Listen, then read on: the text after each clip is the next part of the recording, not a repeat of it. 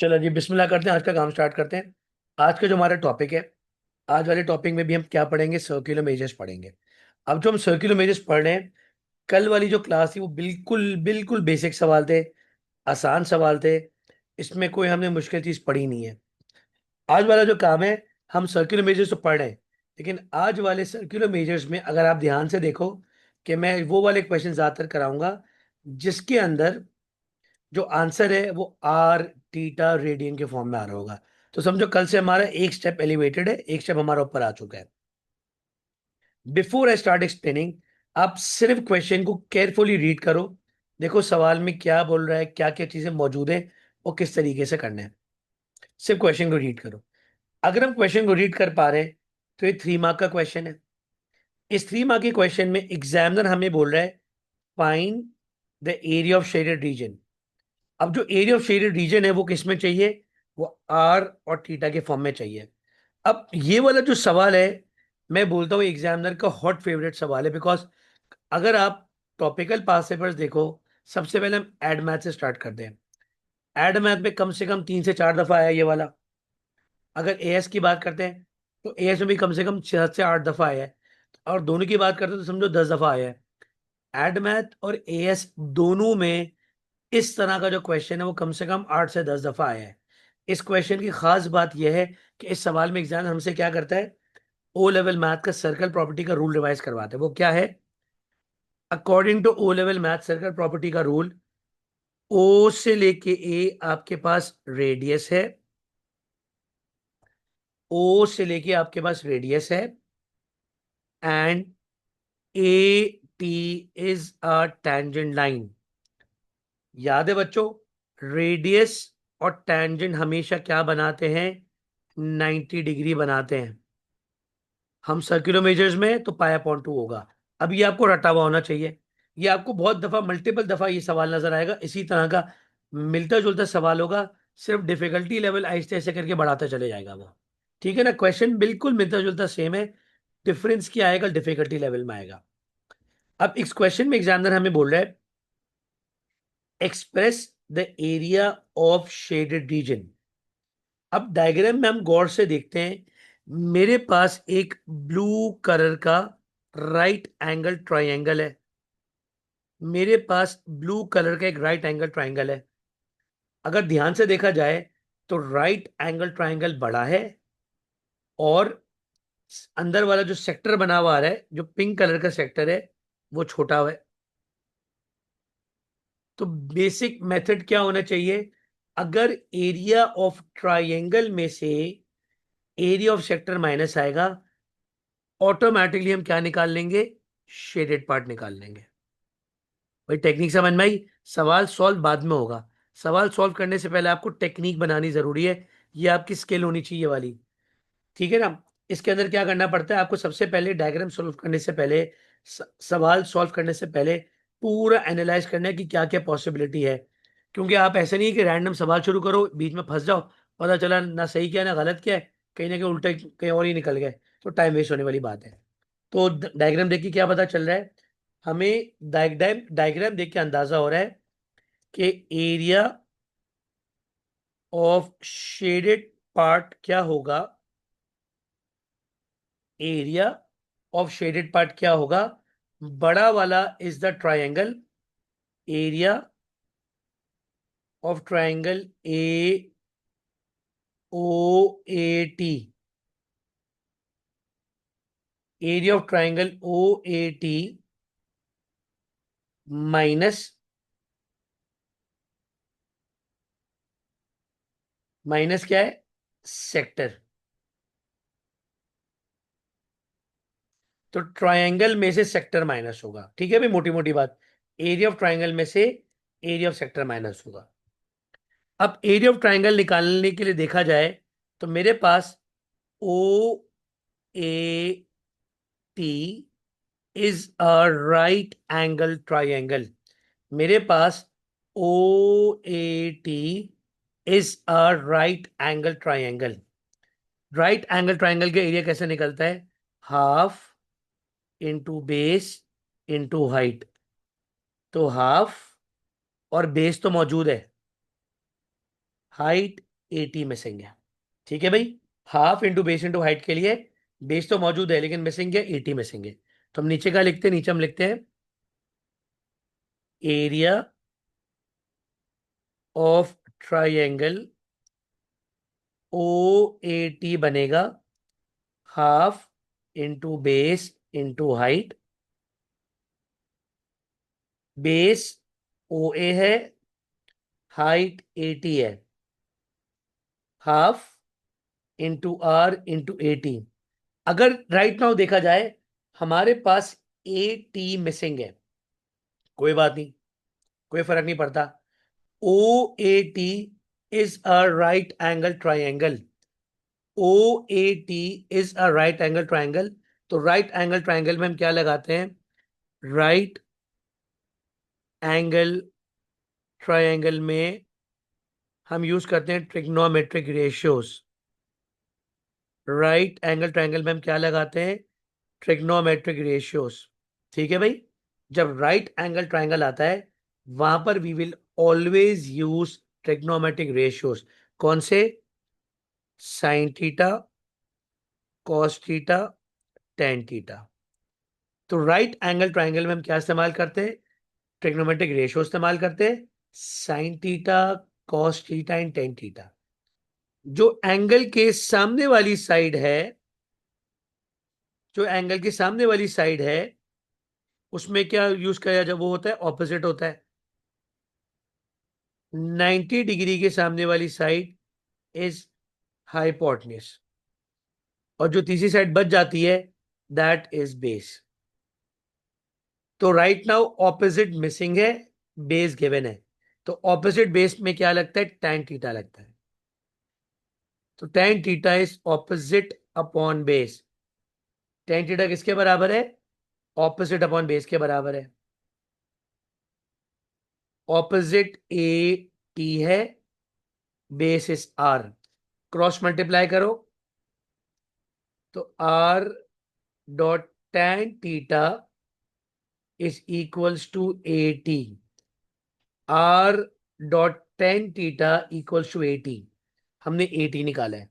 अब हम अपने डायग्राम पे नीचे आराम से आ जाते हैं। ए टी किसके बराबर है?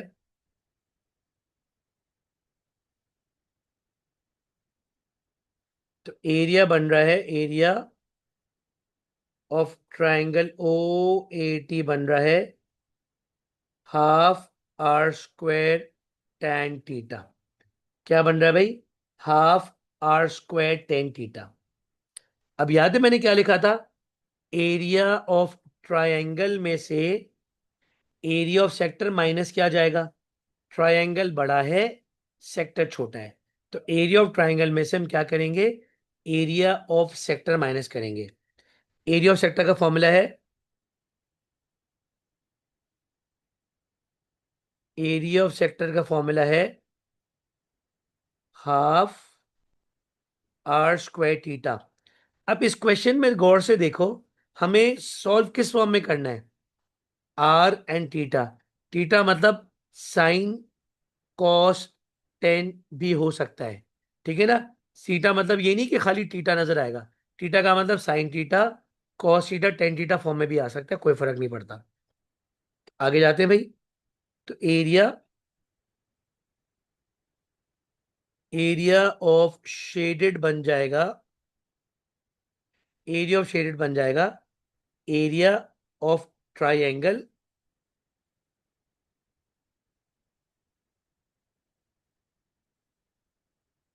क्या बनेगा? Area of triangle minus area of sector. और जो बच्चे खूबसूरती चाह रहे हैं तो हम उसके लिए क्या करेंगे? हाफ आर स्क्वायर कॉमन निकाल लो।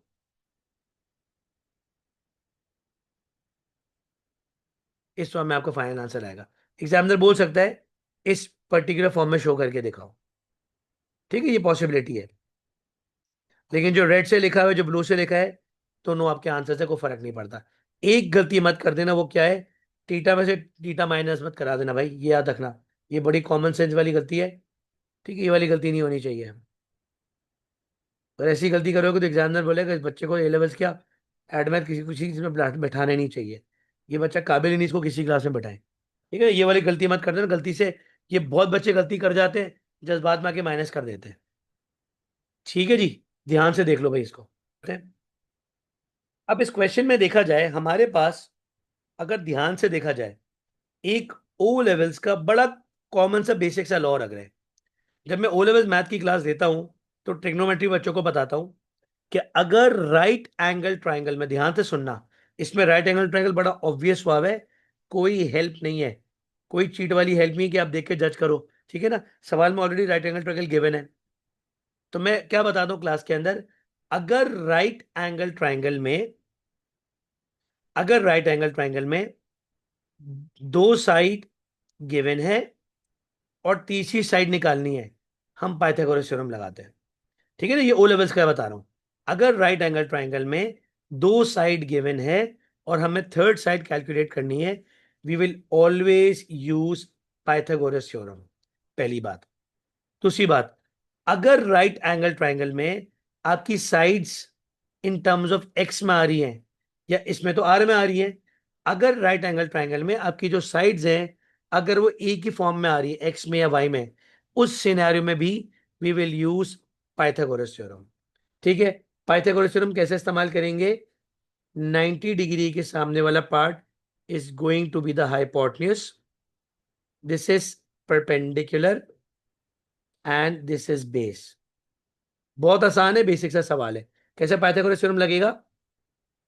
Hypotenuse square is equals to perpendicular square plus base square.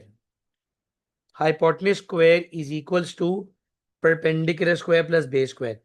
अब हमारे पास hypotenuse is r plus 7, hypotenuse कितना है? r plus 7 है, perpendicular is 5 and base is r plus 6 whole square. ठीक है, इसको हम एक्सपैंड कैसे करेंगे?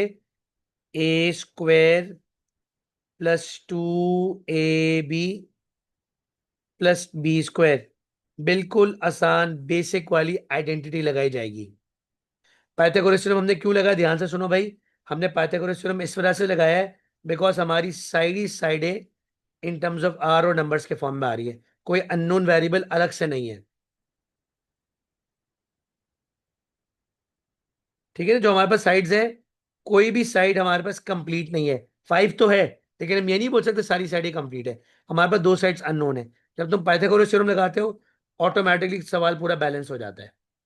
ए square plus 2ab plus B square. बच्चों ध्यान से देखो, तो r square plus 14r plus 49 25 plus r square plus 12r plus 36। देखो इस वाले क्वेश्चन में तो आर स्क्वायर कैंसिल हो रहा है। कभी कभार क्वाड्रेटिक इक्वेशन बनती है और आर की दो वैल्यूज आती हैं, तो पहले से बता रहा हूँ कॉमन सेंस की बात है, आर नेगेटिव यहाँ पे नहीं हो सकता because R is a measurement. तो अंडरस्टूड बात है, अगर तुम्हारे पास आर की वैल्यू नेगेटिव आ रही है तो आप इग्नोर मार देना। ठीक है, ऑटोमेटिकली प्लस वाली वैल्यूज काउंट होंगी। फर्दर सॉल्व करते हैं इसको। 14r minus 12r, 25 plus 36 minus 49, 2r कितना हो जाएगा? 25 प्लस 36 माइनस 49। मैं बिल्कुल डायरेक्ट नहीं करूंगा, 12 आ रहा है। So the value of r is 2। अब जो मैंने r 2 सॉरी 6, 2 6 12, अब जो मैंने r के बदले 6 निकाला है, तो हमारे पास o से लेके जो q है, अब वो कितना बन गया है? 6 प्लस 7 इज 13। o से लेके जो p है, 6 प्लस 6 इज 12। ठीक है भाई, 13 एंड 12। 5 वॉज ऑलरेडी गिवन, इससे मेरा कोई कमाल नहीं है। सबसे पहले पार्ट ने बोल रहे find the length of the arc.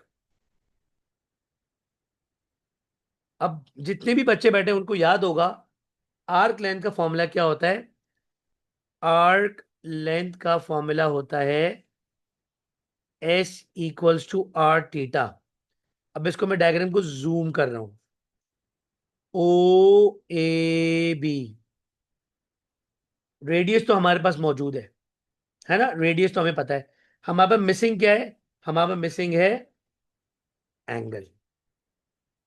Missing क्या है हमारे पास, एंगल। एंगल के लिए मैं क्या लगाऊंगा, ट्रिग्नोमेट्रिक रेशियो। तो एंगल के सामने वाला पार्ट इज ऑपोजिट एंड ये वाला पार्ट इज बेस। कोई जरूरत नहीं है आप मेरे वाली इस्तेमाल करो। साइन कॉस्टेंट तीनों एप्लीकेबल है बिकॉज तीनों साइड्स मालूम है। ठीक है ना भाई। हम क्या कर रहे हैं, सबसे पहले हम लगा रहे हैं टेन थीटा।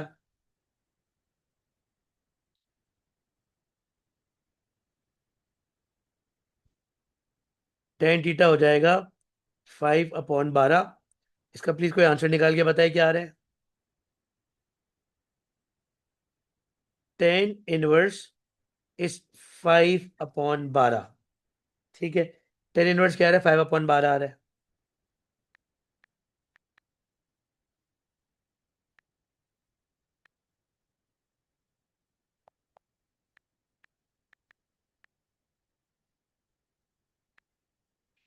0.3947। तो थीटा इज 0.3947। अब जो बच्चे अभी भी कंफ्यूज हो रहे हैं कि भाई मैंने क्यों निकाला, भाई ऐसा मैंने क्या कर दिया अचानक से, मुझे क्या जरूरत पड़ गई, मैंने क्यों निकाला है, मैं वापसी बताता हूँ भाई। क्योंकि लॉजिक होना चाहिए ना। टेन मिनट कितना है, 0.3947। अब ये मैंने क्यों निकाला है, फिर से सवाल में आते हैं। सवाल में एग्जामिनर बोल रहा है कैलकुलेट आर्क लेंथ। क्या बोल रहा है, कैलकुलेट आर्क लेंथ।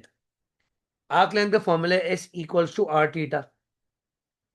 जब हम डायग्राम को जूम करते हैं, जब डायग्राम को जूम करते हैं तो OAB is a sector. Radius तो है हमारे पास। ठीक है। कि रेडियस कैसे निकला था, मैं रिकॉल करा देता हूं। यहाँ पे आर था, याद है हमने पार्ट वन सॉल्व करने से पहले आर निकाला था। आर हमारा 6 था, तभी हमने यहाँ पे आर के बदले 6 लिख दिया। हमने आर के बदले यहाँ पे 6 लिख दिया और ये 6 ऑलरेडी मौजूद था। तो मेरे पास O से लेके P इज 12। और याद रहे हम सर्कुलर मेजर्स कर रहे हैं तो सर्कुलर मेजर्स में रेडियन होना जरूरी है, रेडियन कंपलसरी है। ठीक है।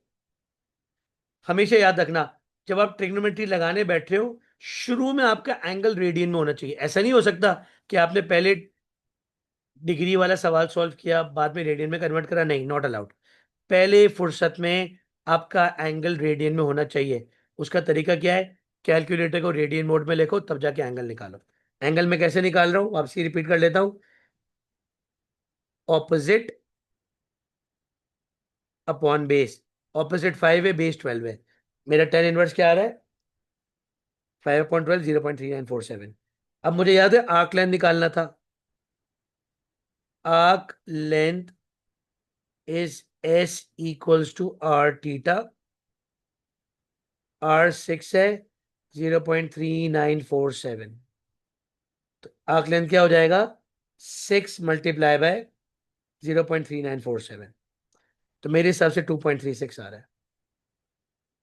मेरा आर्क लेंथ क्या बन रहा है, 2.36। ध्यान से देखो भाई, आर्क लेंथ मेरे हिसाब से आ रहा है 2.36। ठीक है। जो जो बच्चों ने बीच में मुझे क्वेश्चन पूछे थे अलग अलग, मैंने कोशिश की इसी के अंदर सारी चीजें समझा दी हैं। ठीक है। चलिए आगे आते हैं। Area of the shaded part. Diagram को गौर से देखो।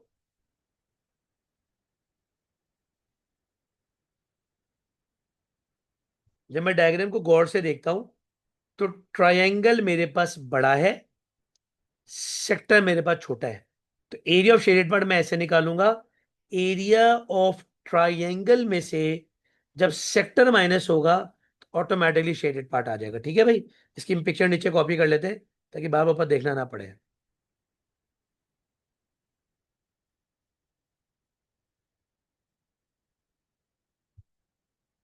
क्या मांग रहे? एरिया ऑफ शेडेड मांग रहे हैं।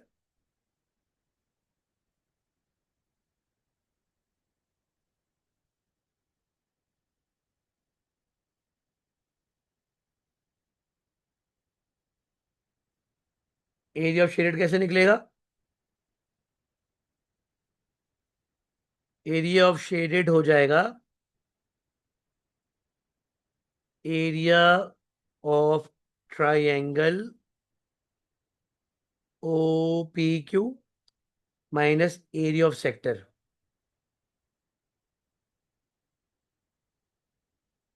अब एरिया ऑफ ट्राइंगल कैसे निकलेगा? Area of triangle O P Q कैसे निकलेगा? Half into base into height. Half base O से लेके पी है, हाइट पी से लेके क्यू है। राइट एंगल ट्राइंगल में कभी भी मैं स्लांट हेड यूज नहीं करता, तो half into base into height 30 आ रहा है। Area of sector O B A half are square theta. Half are square theta. Theta मेरे ख्याल से था 0.3947, बिल्कुल यही था।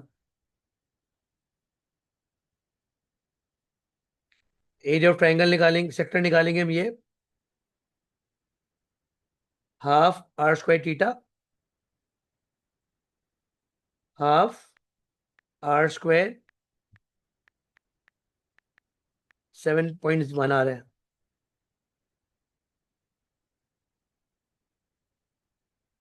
आगे बोल रहा है एरिया ऑफ शेडेड निकालना है। आखिरी पार्ट में क्या बोल रहा है? Find area of shaded part. क्या बोल रहा है? Find area of shaded part. मुझे शेडेड पार्ट का एरिया निकालना है। क्या बोल रहा है एग्जामिनर? हमें शेडेड पार्ट का एरिया निकालना है। क्या बोल रहा है भाई? शेडेड पार्ट का मुझे एरिया निकालना है। ध्यान से देखना भाई, सवाल में बोल रहा है एरिया ऑफ शेडेड निकालना है। एरिया ऑफ शेडेड कैसे निकालेंगे? एरिया ऑफ ट्राइंगल में से सेक्टर माइनस करो तो शेडेड बन जाएगा 22.9। ठीक है भाई। एरिया ऑफ ट्राइंगल में से एरिया ऑफ सेक्टर माइनस करो, क्या बन जाएगा? Area of shaded which is 22.9। अच्छा, अब ऊपर वाले जो क्वेश्चंस थे उसमें हमने एरिया डिस्कस किया था। इस वाले क्वेश्चन हम क्या डिस्कस करें? पैरामीटर डिस्कस करें। पैरामीटर पहली फुर्सत में याद रखो, पैरामीटर बोला जाता है, पैरामीटर बोला जाता है, पैरामीटर बोलते हैं हम sum of all external boundary, sum of all external boundary को बोलते हैं। अब यहां पर बाउंड्री कौन कौन सी है? वो वाली लाइनें, वो वाले पार्ट जो जो आपके पास शेडेड को टच कर रहा है। एक ये वाला कर्व हो जाएगा पहला पार्ट, दूसरा लाइन पीटी, तीसरा लाइन क्यूटी। जब ये तीनों पर्पल लाइन और कर्व को हम ऐड करेंगे उस कंडीशन में पैरामीटर बनेगा। ठीक है भाई, ध्यान से सुनना। पैरामीटर कैसे निकलेगा? पैरामीटर निकलेगा P Q plus P T plus Q T. अब बारी बारी करके मुझे सारे निकालने हैं। अब पी क्यू डायग्राम को गौर से देखा जाता है। P Q, P Q is a proper सा कर्व। पी क्यू मेरे पास आर्क लेंथ है, this is called arc length.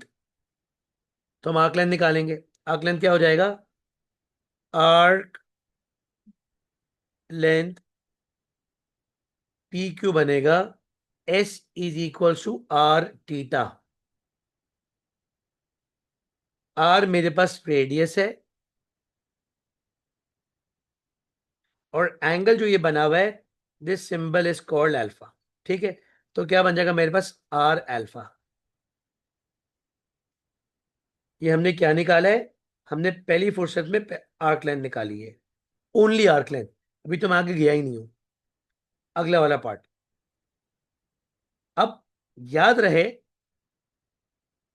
क्या याद रखना है, O P T was a right angle triangle. कैसे, रेडियस और टेंजेंट की वजह से राइट एंगल ट्राइंगल।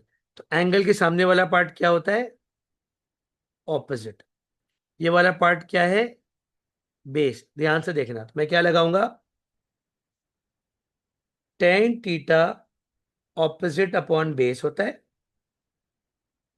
एंगल मेरे पास अल्फा आ रहा है, ऑपोजिट इज पीटी, ऑपोजिट मेरे पास पीटी है, और बेस मेरे पास आर है। तो पी से लेके टी बन जाएगा R.10।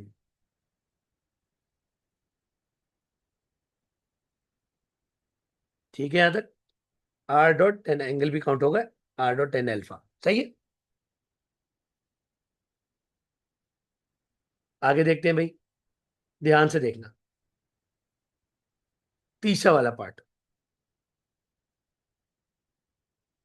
हम दो पार्ट्स ऑलरेडी निकाल चुके हैं, राइट नाउ हम तीसरे पार्ट पे आ रहे हैं। अब डायग्राम में गौर से देखा जाए तो O से लेके Q इस R। तो अगर मैं O से लेके T निकालता हूं,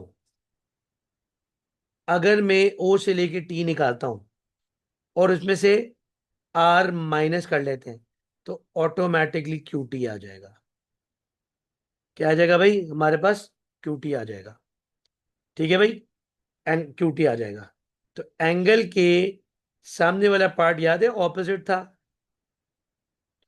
ये वाला पार्ट बेस था, एंड दिस वाज हाइपोटेन्यूज।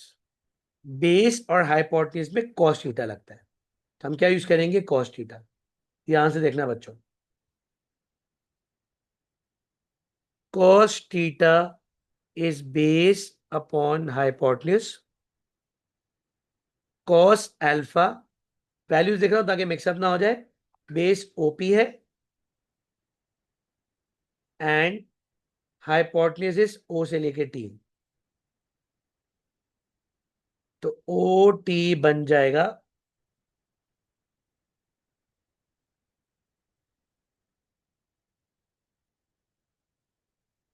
तो ओ टी बन जाएगा आर अपॉन कॉस अल्फा। अब याद रहे, मैंने क्या बताया था, डायग्राम पे वापसी आते हैं, कि ओटी में से जब मैं आर माइनस करूंगा तब जाके क्यूटी बनेगा। क्यूटी ऐसे नहीं बनेगा, क्यूटी बनाना पड़ेगा उसको। ठीक है, तो ओटी में से जब आर माइनस होगा तो क्यूटी निकल आएगा। तो ओ टी मेरे पास क्या है, O T minus R, R upon cos alpha minus R is equal to QT. ठीक है भाई, R upon cos alpha minus R is equal to QT. अब हम आ जाते हैं फिर से पैरीमीटर पे। पैरीमीटर क्या था, number one was arc length,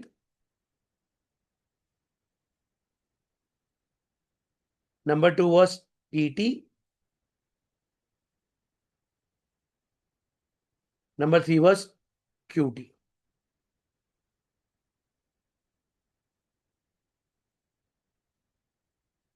जी बच्चों, यहां तक सबको समझ में आया, इधर तक क्लियर है। ये हमने पैरामीटर निकाला है in terms of R and alpha form. ठीक है ना, R and theta R and alpha form में हो जाता है। ठीक है, अब इसी का अगला पार्ट पे हम करते हैं। अगले पार्ट में एग्जामिनर बोल रहा है find the area of shaded part. क्या बोल रहा है, area of shaded. Right now angle कितना आ गया आपके पास, एंगल अब आ चुका है 1/3 पाई। आर आ चुका है 10। पूरा प्रोसेस रिपीट होगा। कैसे रिपीट होगा?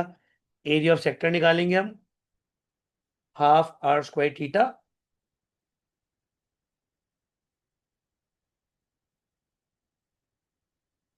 एरिया ऑफ सेक्टर निकालो, half are square theta, angle के बदले 1/3 पाई है, और आर के बदले कितना था, मैं मिस कर गया, 10। तो मेरे हिसाब से बन रही है 100/50/3 पाई। ठीक है। आपको डेसिमल में निकालना है, अभी मैं कैलकुलेटर यूज नहीं कर रहा, तो मैं इस फॉर्म के अंदर छोड़ रहा हूं, लेकिन आप प्रॉपर डेसिमल्स में निकालना। अगला पार्ट में बोल रहा है एरिया ऑफ ट्राइंगल निकालना है।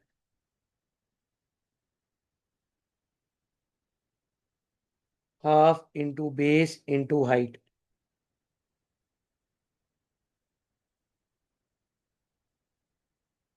बेस 10 है, हाइट मिसिंग है।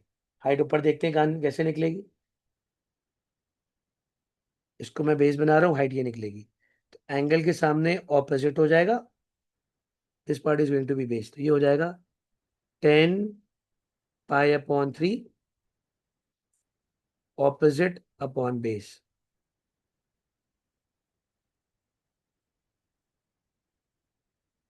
तो पी टी बन जाएगा, मेरे पास निकालना पड़ेगा कैलकुलेटर से।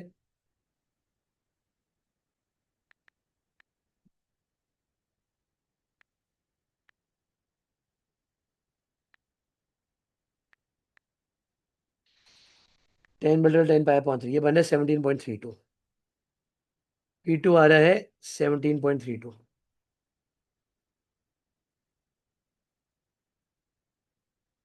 PT आ रहा है 17.32। अब नीचे चले जाते हैं।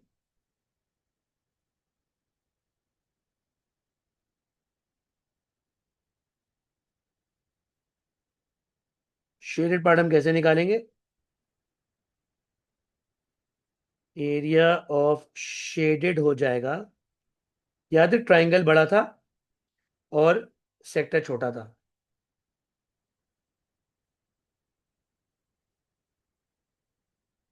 बल्कि सॉल्व कर ले, ये ट्राइंगल 17.32 × 10 86.6।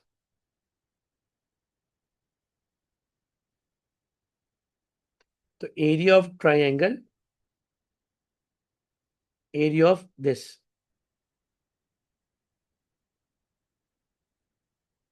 एरिया ऑफ ट्राइंगल में से एरिया ऑफ सेक्टर माइनस करेंगे।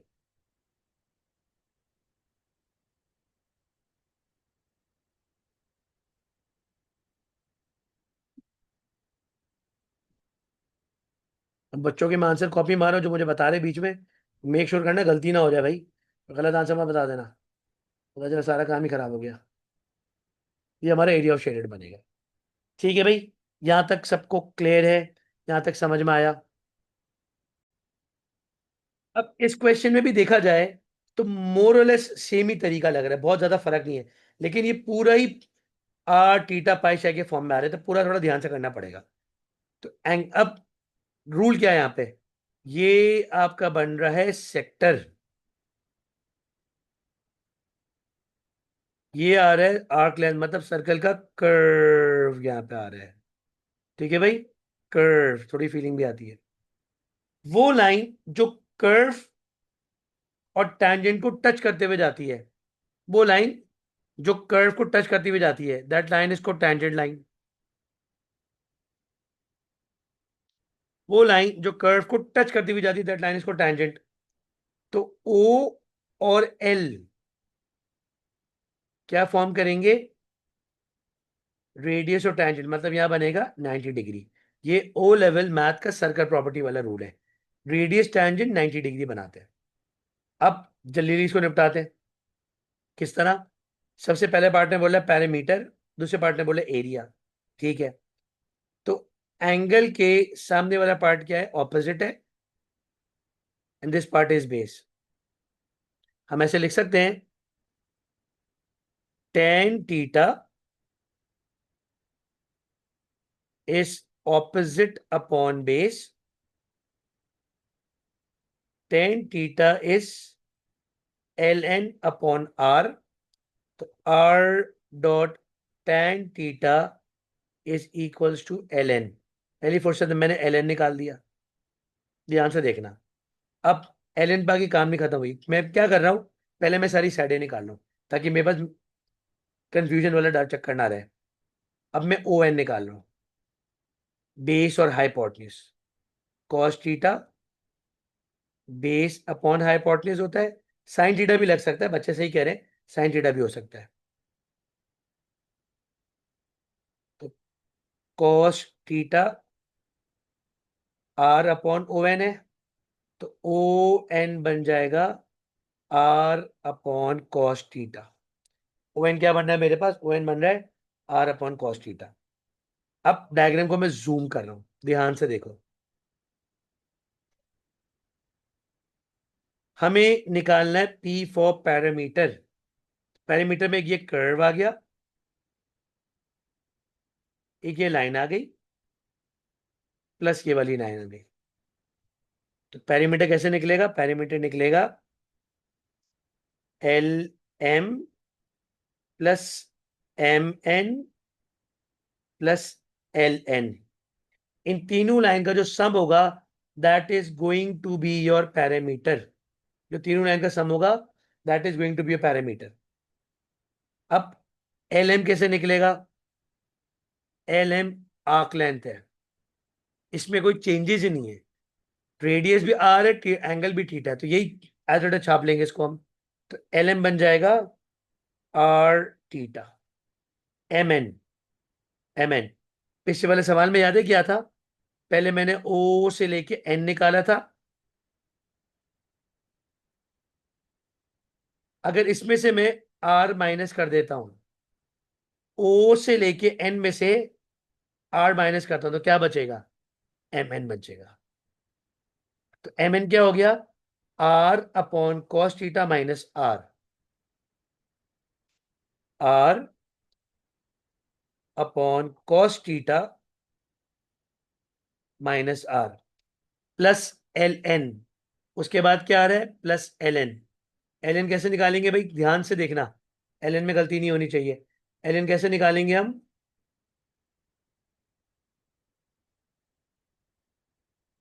L N as it is छाप देंगे जो हम ऑलरेडी निकाल चुके हैं, that was R dot tan theta. ठीक है, जब इन सबको मैं ऐड करूंगा this is going to be my parameter. जब सबको मैं ऐड करूंगा तो क्या बनेगा, ये पैरामीटर ऑफ शेडेड पार्ट बचेगा। ठीक है, अगले पार्ट पे आते हैं। अगले पार्ट में बोल रहा है एरिया ऑफ द शेडेड। बहुत आसान है, कैसे निकलेगा, आपके पास जो बड़ा वाला शेप है, जो ब्लैक कलर से मैंने शेप हाईलाइट कर दिया है अभी, एक राइट एंगल ट्राइंगल है। ट्राइंगल में से जब तुम सेक्टर माइनस करोगे तो ऑटोमेटिकली शेडेड पार्ट आ जाएगा। ठीक है ना भाई। अब हम क्या करते हैं, इस डायग्राम को नीचे कॉपी मार लेते हैं ताकि वैल्यू में गलती ना हो जाए, सही है ना।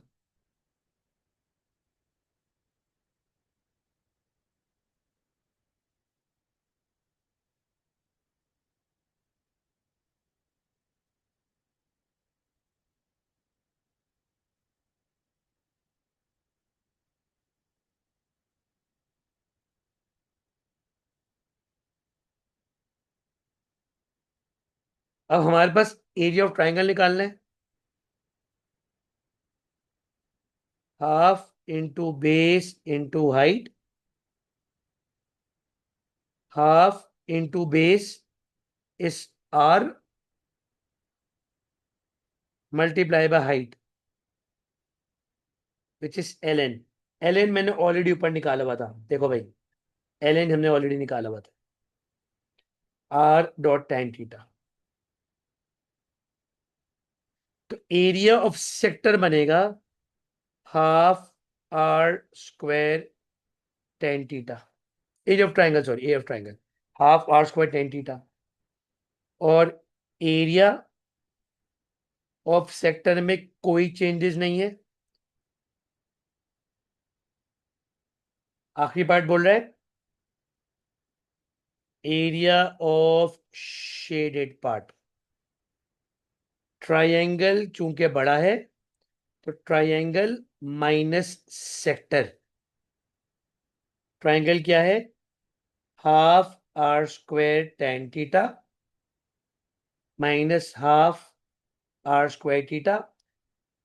अब शेडेड पार्ट तो आ चुका है, खूबसूरती बनाने के लिए हम ये कर सकते हैं, हाफ आर स्क्वायर कॉमन निकाल लेंगे, टेन थीटा माइनस थीटा। जी, जितने भी बच्चे बैठे मेरे पास ए लेवल्स वाले, मुझे बताओ सबको यहां तक समझ में आया? ठीक है जी, आई होप यहां तक सबको समझ में आ गया।